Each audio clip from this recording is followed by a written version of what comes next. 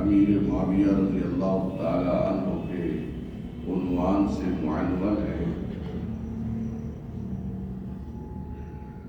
صحابہ کرام رضی اللہ تعالی عنہم اجمعین وہ مقدس شخصیات ہیں کہ جن کا تذکرہ کرنا گویا کہ قرآن کو پڑھنا ہے، کیونکہ قرآن پاک کی 1226 آیات وہ ہیں جن میں اللہ نے صحابہ کا تذکرہ فرمایا ہے۔ تو گویا کہ صحابہ کرام رضی اللہ تعالی عنہم اجمعین کا ذکر کرنا، ان کا تذکرہ کرنا قرآن کی آیات پڑھنے کے مترادف ہے، کیونکہ قرآن میں صحابہ کا ذکر ہے۔ تو جب ہم اس کو پڑھیں گے تو صحابہ کا ذکر ہوگا، قرآن کی تلاوت ہوگی۔ نبی پاک صلی اللہ علیہ وسلم نے ایک پاک ارشاد کے اندر ارشاد فرمایا، ان اللہ اختارنی، ساری کائنات میں سے اللہ نے مجھے اپنے لیے چنا۔ ان اللہ اختارنی، اللہ نے ساری کائنات میں سے مجھے اپنے لیے چنا۔ واختار لی اصحابی، لام تخصیص ہے، اور فرمایا کہ میرے لیے، خاص میرے لیے میرے صحابہ کو چنا۔ تو رسول اللہ صلی اللہ علیہ وسلم کے جو صحابہ ہیں، ان کا انتخاب اللہ نے فرمایا ہے۔ یہ نہیں ایسے کہ کوئی لوگ جا رہے تھے راستہ کے اوپر چلتے ہوئے اور ان کو کسی نے کہہ دیا کہ آ جاؤ امام الانبیاء صلی اللہ علیہ وسلم کی خدمت میں بیٹھ جاؤ، ایسا نہیں ہے۔ یہ اللہ تعالیٰ نے روز ازل سے جب کائنات کو بنانے کا فیصلہ فرمایا تو اسی وقت اللہ نے یہ فیصلہ کر دیا کہ یہ جو میرے نبی کے جانثار ہوں گے، وفادار ہوں گے، تابعدار ہوں گے، تو وہ کون ہوں گے؟ حضرت ابوبکر صدیق رضی اللہ تعالیٰ عنہ سے لے کر آخری صحابی تک سارے صحابہ اور صحابیات کا انتخاب اللہ نے اسی دن فرمایا۔ اب اگر کوئی آدمی صحابہ کرام رضی اللہ تعالیٰ عنہ اجمعین یا صحابیات میں سے کسی بھی ایک مقدس شخصیت کے اوپر تانا زنی کرتا ہے، تنقید کرتا ہے، انگشت نمائی کرتا ہے، برا بھلا کہتا ہے، تو وہ صحابہ کرام پہ تو بعد میں انگشت نمائی کر رہا ہے، صحابہ کرام پہ تنقید بعد میں کر رہا ہے، وہ پہلے تنقید اللہ کے رسول پہ اور اللہ پہ کر رہا ہے۔ کیوں؟ اس لیے کہ اللہ تعالیٰ نے ان کا انتخاب فرمایا ہے اور رسول اللہ صلی اللہ علیہ وسلم کے لیے انتخاب کیا ہے۔ تو جب اللہ نے انتخاب فرمایا ہے اور رسول اللہ صلی اللہ علیہ وسلم کے لیے انتخاب فرمایا ہے تو گویا کہ تنقید کرنے والا اللہ کے انتخاب پہ تنقید کر رہا ہے۔ اگر یہ بات انسان کو سمجھ آ جائے تو کوئی آدمی بھی کسی صحابی کے بارے میں اپنے دل میں کچھ ذرا برابر بھی میل نہ رکھے۔ لیکن جیسے اللہ نے روز ازل سے حضور علیہ السلام کی صحبت کے لیے، آپ کے صحابیت کے لیے صحابہ کا انتخاب فرمایا ہے، اسی طرح کچھ لوگ ایسے بھی تھے جنہوں نے ان کی مخالفت کر کے اپنے آپ کو روز ازل سے ہی بدبخت بنا لیا تھا۔ یہ کوئی عام بات نہیں ہے، یہ بڑی اہم بات ہے کہ اللہ کے انتخاب کے اوپر تنقید کرنا۔ ذرا دیکھیں قرآن پاک کی سورہ فاتحہ ہے، سورہ فاتحہ کو دیکھو، اس کے بہت سارے نام ہیں، اور ان ناموں میں ایک ام الکتاب ہے، ام القرآن ہے۔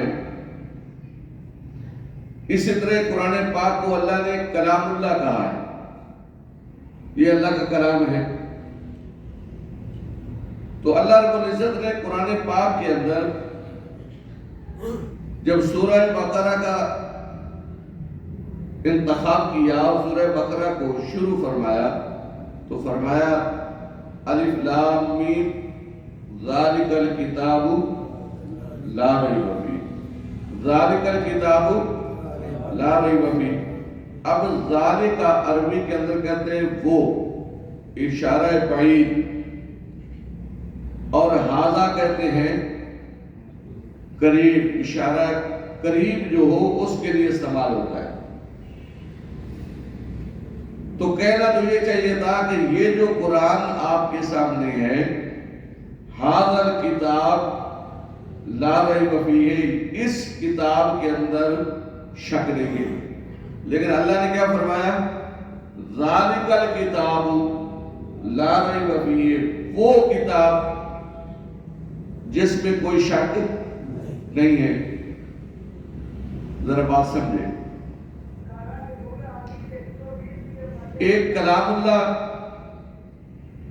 کہ اللہ نے قرآن پاک کا تکلم فرمایا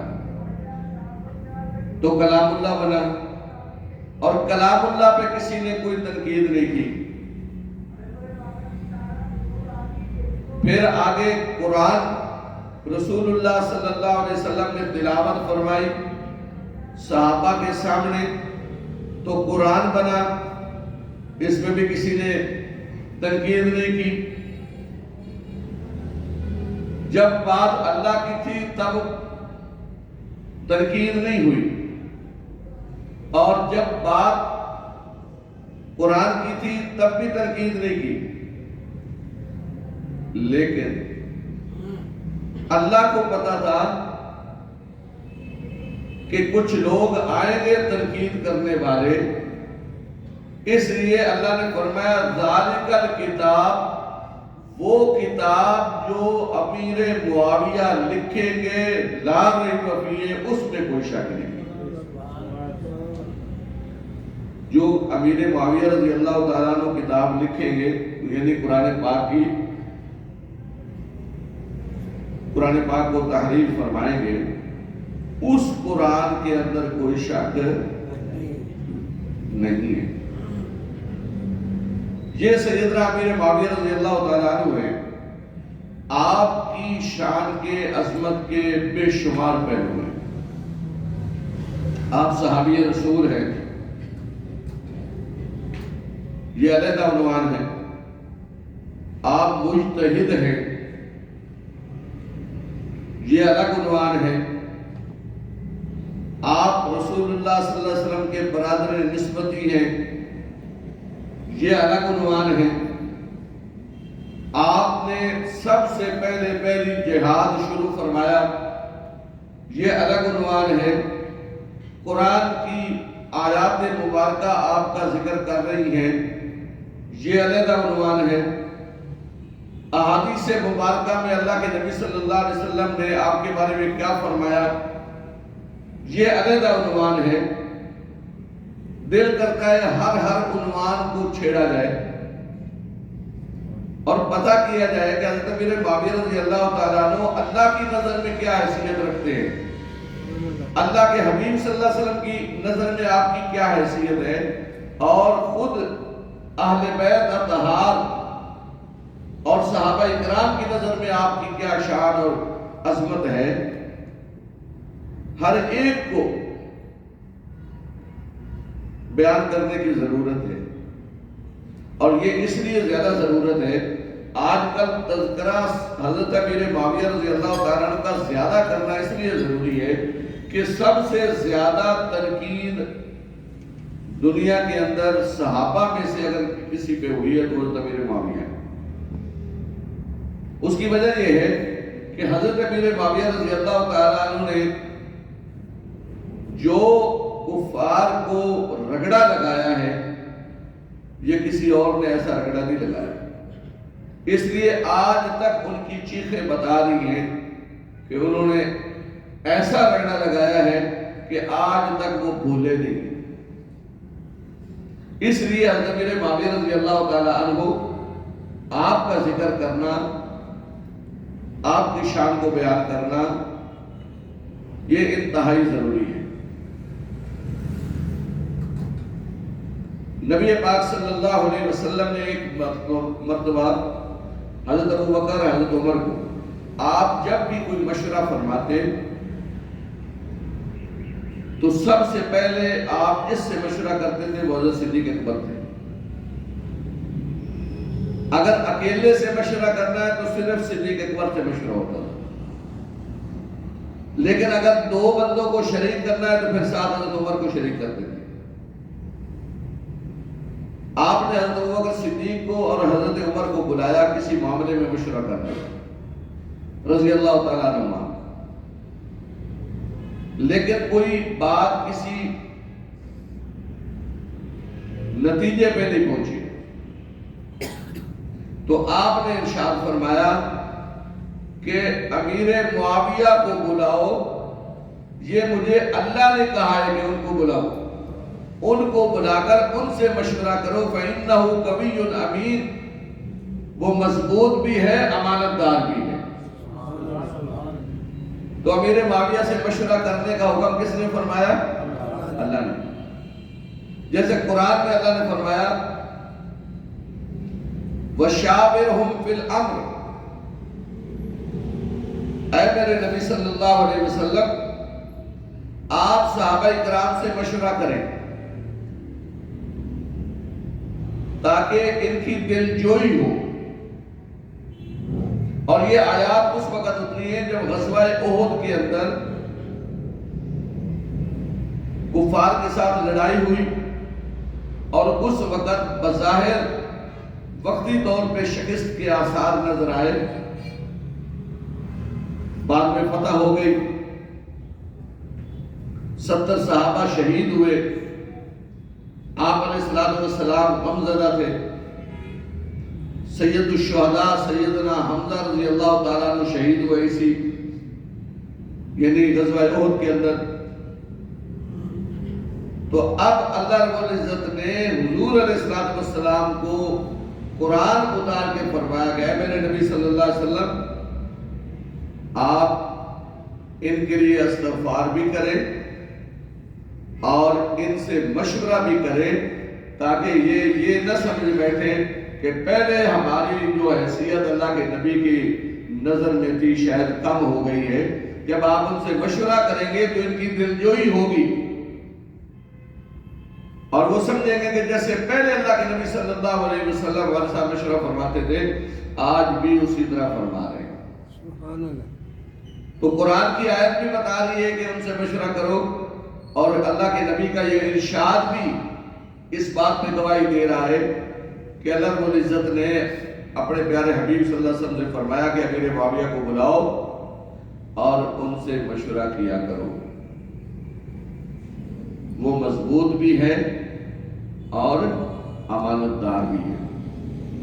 ایک طویل حدیث ہے، علامہ ابن حجر اسقلانی رحمہ اللہ نے اس کو نقل فرمایا ہے، جس کا شروع والا حصہ ہر خطیب تقریباً اپنے خطبے میں پڑھتا ہے، ارحم امتی بے امتی ابو بکر۔ یہ تقریباً ہر خطیب اس کو اپنے خطبے میں پڑھتا ہے، لیکن یہ شروع خلفائے راشدین کا ذکر تو ہم کرتے ہیں، لیکن پوری حدیث پاک ہم نہیں پڑھتے۔ پوری حدیث پاک کیا ہے؟ طویل حدیث ہے.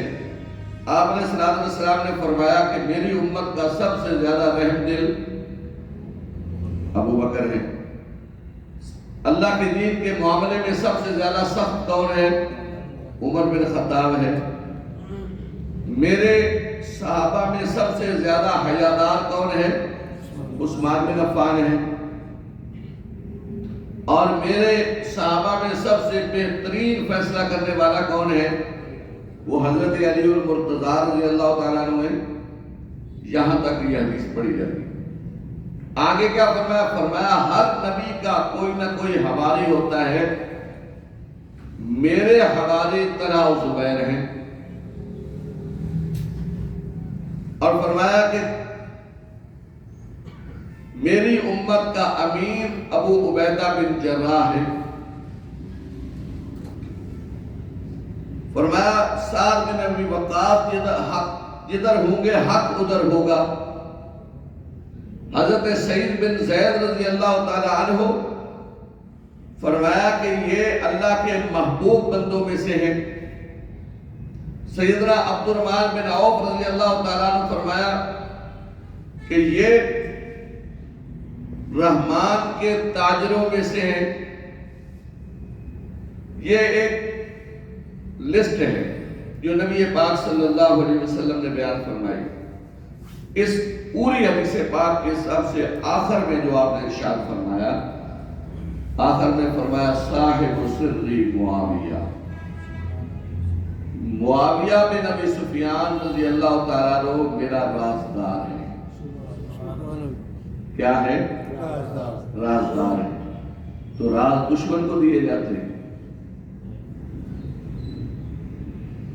راز کس کو راز دیا جاتا ہے؟ جو سب سے زیادہ بندے کے قریب ہوتا ہے اس کے سامنے راز کی بات کی جاتی ہے. ہر بندے کے سامنے راز کی بات نہیں کی جاتی. اور پھر آگے کیا فرمایا؟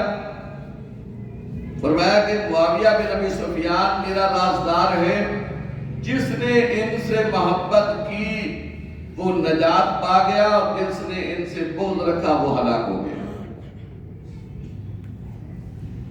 یہ حضرت امیر معاویہ رضی اللہ تعالیٰ عنہ کا مقام ہے اللہ اور اس کے رسول صلی اللہ علیہ وسلم کی نظر میں. اور ایک عجیب بات آپ کو سناؤں.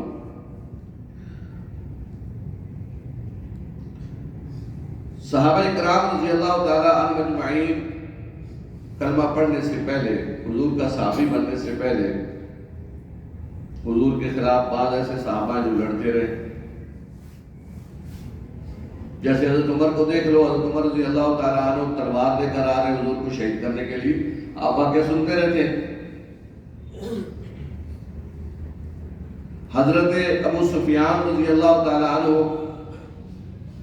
باقاعدہ فوج کے سربراہ بن کے حضور سے لڑنے کے لیے آئے غزوہ احد میں. اسی طرح دیگر صحابہ کرام کا تذکرہ آپ پڑھیں گے تو وہاں یہ نظر آئے گا. لیکن حضرت امیر معاویہ رضی اللہ تعالیٰ عنہ وہ شخصیت ہے جو جوان بھی تھے، بہترین شاہ سوار بھی تھے، بہترین تیر انداز بھی تھے، اور تلوار کے دھنی بھی تھے. اس کے باوجود بھی نہ آپ بدر میں شریک ہوئے نہ احد میں شریک ہوئے. حالانکہ باپ قیادت کر رہا ہے لشکر کی، اس کے باوجود حضرت امیر معاویہ رضی اللہ تعالیٰ عنہ حضور علیہ السلام کے خلاف جنگ میں نہیں آئے. لیکن جب کلمہ پڑھ لیا صحابی بن گئے. پھر آپ دیکھیں گے غزوہ حنین میں بھی ساتھ ہیں. پھر آگے جو جہاد ہوئے ان جہادوں میں آپ کو حضرت امیر معاویہ رضی اللہ تعالیٰ عنہ نظر آئیں. یہ اعزاز اللہ نے حضرت امیر معاویہ رضی اللہ تعالیٰ عنہ کو عطا فرمایا ہے. آج لوگ کہتے ہیں جی کہ یہ تو لڑائیاں تھیں بنو امیہ بنو ہاشم کی. اس طرح کے آج کل کچھ ایسے مینڈک نکل پڑے ہیں جو حضرت امیر معاویہ رضی اللہ تعالیٰ عنہ کو تنقید کا نشانہ بناتے ہیں. تو سوال یہ ہے کہ رسول اللہ صلی اللہ علیہ وسلم کی کتنی بیٹیاں ہیں؟ 4۔ 4 میں سے 3 بیٹیاں حضور علیہ السلام نے بنو امیہ میں دی۔ پہلی بیٹی حضرت زینب، سب سے بڑی بیٹی، خیر البنات زینب۔ نبی پاک صلی اللہ علیہ وسلم نے فرمایا کہ میری بیٹیوں میں بہترین بیٹی وہ زینب ہے رضی اللہ تعالیٰ عنہ، اور انہی کی بیٹی حضرت امامہ رضی اللہ تعالیٰ عنہ، جن کے ساتھ حضرت فاطمہ کی وفات کے بعد حضرت علی رضی اللہ تعالیٰ عنہ نے نکاح فرمایا۔ اور جب حضور علیہ السلام جس کو پکڑ کے نماز پڑھتے تھے، نماز کے اندر حدیث پاک میں بخاری شریف میں یہ واقعہ موجود ہے کہ آپ اپنی نواسی کو اٹھا کر نماز پڑھتے تھے، وہ حضرت امامہ ہے، سیدنا امامہ رضی اللہ عنہ۔ یہ پہلی بڑی بیٹی جو ہے یہ لقیب رضی اللہ تعالیٰ عنہ، جن کی کنیت ابو العاص بن ربیع ہے، ان کے نکاح میں دی۔ پھر آگے سیدہ رقیہ رضی اللہ تعالیٰ عنہ اور سیدہ ام کلثوم رضی اللہ تعالیٰ عنہ، یہ دونوں بیٹیاں حضور علیہ السلام نے حضرت عثمان کو دی، اور یہ بھی بنو امیہ میں سے۔ اور آپ علیہ السلام نے کیا ارشاد فرمایا؟ فرمایا اگر میری 40 بیٹیاں بھی ہوتی تو میں یکے بعد دیگرے عثمان کے نکاح میں دے دیتا۔ اور ایک بیٹی بنو ہاشم کو دی۔ تو اگر لڑائی اور جھگڑے تھے خاندانی تو پھر حضور علیہ السلام نے 3 بیٹیاں کیوں دی؟ اور پھر دیکھیے حضرت امیر معاویہ رضی اللہ تعالیٰ عنہ، آپ کی بہت ساری رشتہ داریاں ہیں، جن میں سے 3 کا میں ذکر کر دیتا ہوں۔ نبی پاک صلی اللہ علیہ وسلم کے ساتھ پہلی رشتہ داری کے 5ویں پشت پہ رسول اللہ صلی اللہ علیہ وسلم اور حضرت امیر معاویہ کا نسب ایک ہو جاتا ہے۔ دیکھیے محمد صلی اللہ علیہ وسلم بن عبداللہ بن عبد المطلب بن ہاشم اور بن عبد مناف، 5ویں نمبر پہ عبد مناف۔ ادھر حضرت امیر معاویہ کی طرف آئیے، معاویہ بن ابو سفیان۔ ابو سفیان کا اصل نام صخر، ابو سفیان کنیت ہے، تو معاویہ بن صخر بن حرب بن امیہ بن عبد مناف۔ تو 5ویں پشت کے اندر جا کر نبی پاک صلی اللہ علیہ وسلم کے ساتھ آپ کا نسب ایک ہو جاتا ہے۔ یہ پہلی رشتہ داری۔ دوسری رشتہ داری سیدنا امیر معاویہ رضی اللہ تعالی عنہ کی سگی بہن، حدیث پاک میں موجود ہے اور صحیح حدیث ہے کہ آپ علیہ السلام اپنی زوجہ محترمہ کے گھر میں تشریف لائے، حضرت ام حبیبہ رضی اللہ تعالیٰ عنہ، جن کا اصل نام رملہ بنت ابی سفیان ہے۔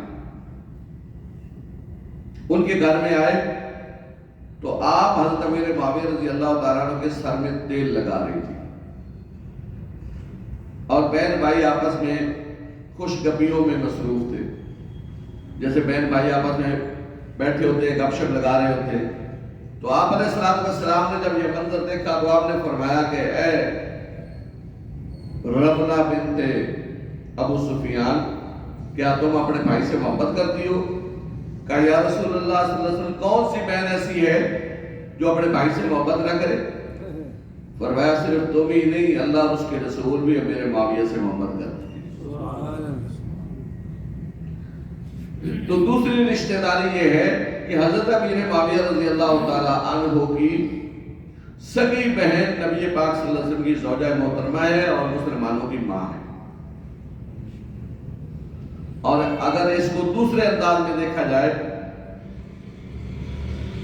تو حضرت ہند رضی اللہ تعالی عنہ حضرت امیر معاویہ کی ماں ہیں اور حضرت ابو سفیان کی بیوی ہیں، ان کی بیٹی حضرت رملہ بنت ابی سفیان۔ اس انداز میں دیکھا جائے تو حضرت ام حبیبہ رضی اللہ تعالیٰ عنہ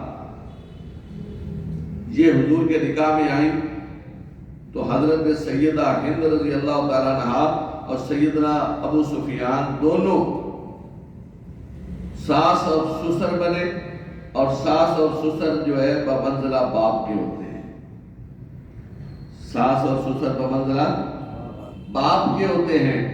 تو ایک رشتہ داری یہ انداز بھی ہے رشتہ داری کا، اور تیسری رشتہ داری یہ کہ نبی پاک صلی اللہ علیہ وسلم کی ایک زوجہ محترمہ ہے حضرت میمونہ رضی اللہ تعالیٰ عنہ، آپ کے ساتھ رشتہ داری یہ کہ ایک ان کی بہن ہے اسماء بنت امیس، یہ پہلے حضرت جعفر طیار کے نکاح میں تھی، پھر حضرت ابو بکر صدیق سے شادی کی، وہ جب شہید ہو گئے حضرت جعفر طیار تو پھر حضرت علی نے خود اپنی بیوہ بھابی کا نکاح حضرت صدیق اکبر کے ساتھ کیا، اور جب حضرت صدیق اکبر کا انتقال ہوا تو اس کے بعد پھر اس کے ساتھ یعنی اسماء بنت امیس کے ساتھ خود حضرت علی رضی اللہ تعالیٰ عنہ نے نکاح فرمایا، اور پھر حضرت ابو بکر صدیق رضی اللہ تعالیٰ عنہ کی حضرت ابو بکر صدیق اور حضرت جعفر طیار اور حضرت علی رضی اللہ تعالیٰ عنہ یہ تینوں، اور ادھر حضرت نبی پاک صلی اللہ علیہ وسلم کی زوجہ محترمہ حضرت میمونہ، یہ اسماء بنت امیس اور حضرت میمونہ دونوں بہنیں ہیں، اور ان کی ایک بہن ہے قریبۃ الصغریٰ، یہ حضرت امیر معاویہ کی زوجہ ہے۔ تو آپس میں کیا بنے؟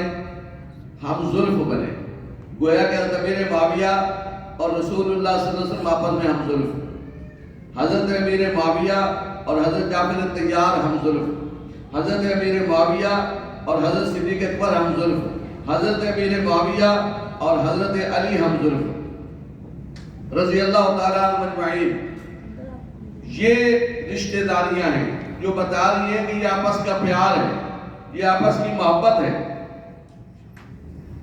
اور آخری بات میں عرض کرتا ہوں کیونکہ وقت جو ہے وہ بالکل قریب ہو گیا، آخری بات، آج دنیا کہتی میں بہت دلیر ہوں، کوئی کہتا ہے میں بڑا دلیر ہوں، بڑے بڑے لوگوں نے دعوے کیے بہادری کے، دلیری کے، آؤ ایک دلیر ہم آپ کو دکھاتے ہیں۔ دلیر کہتے کس کو؟ یہ حضرت امیر معاویہ کا زمانہ ہے، زمانہ حضرت امیر معاویہ کا۔ ایک مسلمان تاجر روم میں گیا، وہ ذرا کپڑے کا کاروبار کرتا تھا، چادریں وغیرہ وہاں لے جاتا، وہاں بیچتا تھا۔ ایک رومی جرنیل نے اس سے زبردستی ایک چادر لے لی، جب انہوں نے منع کیا تو اس نے تھپڑ مار دیا۔ اس نے وہاں روم میں کھڑے ہو کر کہا ہے امیر معاویہ قیامت کے دن تمہارا گریبان ہوگا اور میرا ہاتھ ہوگا کہ تمہاری حکومت میں ایک مسلمان پہ کافر نے ہاتھ اٹھایا ہے۔ آج دیکھو کتنے مسلمان کافروں کے قبضے میں ہیں، تو ہم کیا کر رہے ہیں؟ وہ حضرت امیر معاویہ تھے، وہ حضور کے صحابی تھے، آپ نے فرمایا کہ یہ جرنیل مجھے چاہیے جس نے ایک مسلمان کو تھپڑ مارا ہے۔ آپ نے اپنے 2 فوجیوں کو بھیجا، وہ دونوں گئے اور اس کو وہاں سے اٹھایا، ان کے ملک سے اٹھا کر سمندری راستے سے حضرت امیر معاویہ کی خدمت میں پیش کر دیا۔ جب لے آئے آپ نے فرمایا وہ مسلمان کہاں ہے جس کو اس نے تھپڑ مارا تھا؟ وہ آ گئے، فرمایا کہ جیسے اس نے بھرے بازار میں تیرے منہ پہ مارا تھا، اسی طرح بھرے بازار کے اندر تو بھی اس کے منہ پہ تھپڑ مار۔ اور اس کے بعد فرمایا کہ میں چاہوں تو تمہیں قتل کر سکتا ہوں لیکن کروں گا نہیں، تمہیں اس لیے چھوڑ رہے ہیں تاکہ جا کر رومی کتوں کو بتا دو کہ امیر معاویہ کی موجودگی کے اندر تمہاری یہ جرت کیسے ہوگی کہ تم نے ایک مسلمان پہ جو ہے ہاتھ اٹھایا۔ یہ حضرت امیر معاویہ رضی اللہ تعالیٰ عنہ ہیں جن کے زمانہ خلافت کے اندر ہمارے پاکستان کے اکثر علاقے فتح ہوئے۔ پنجگور 5 صحابہ کی قبریں وہاں موجود ہیں، یہ حضرت امیر معاویہ کے زمانے میں آئے۔ اس کا پرانا نام جو ہے یہ بلوچستان کا قلات تھا۔ تاریخ کی آپ پرانی کتابوں کو دیکھیں تو وہاں بلوچستان نہیں ملتا، قلات ملتا ہے۔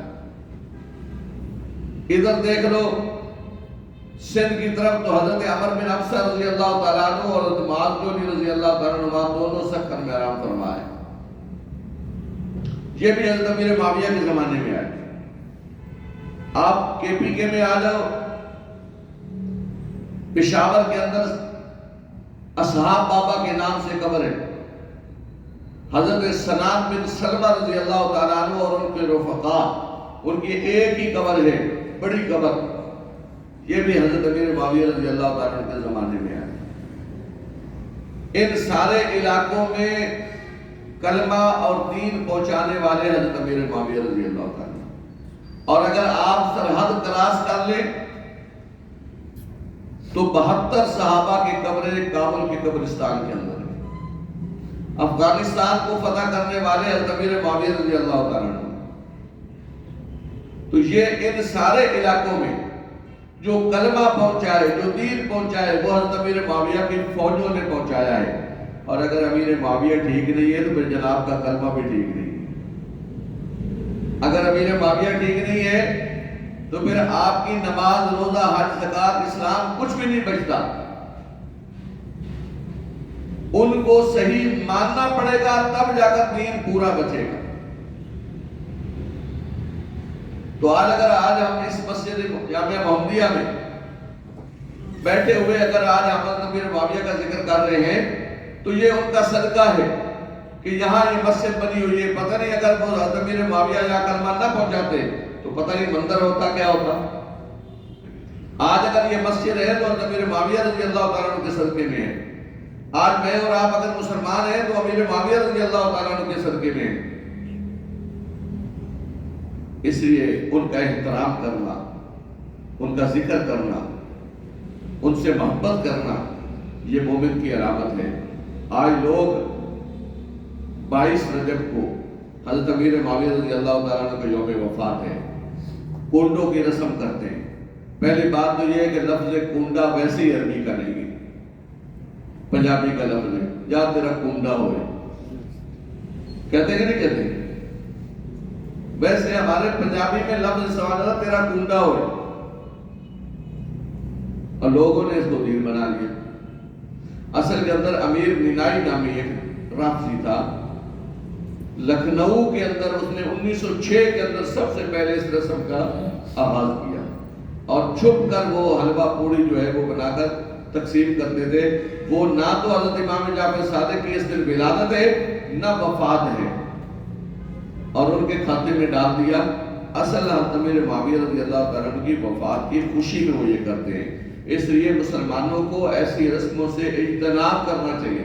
کہیں ایسا نہ ہو کل قیامت کے دن اللہ کے نبی صلی اللہ علیہ وسلم پوچھ رہے ہیں، وہ سوال کر لیں کہ تم میرے صحابی امیر معاویہ رضی اللہ تعالیٰ عنہ کی وفات پہ خوشیاں مناتے آئے ہو تو میرے پاس کیسے آئے ہو شفاعت کے لیے؟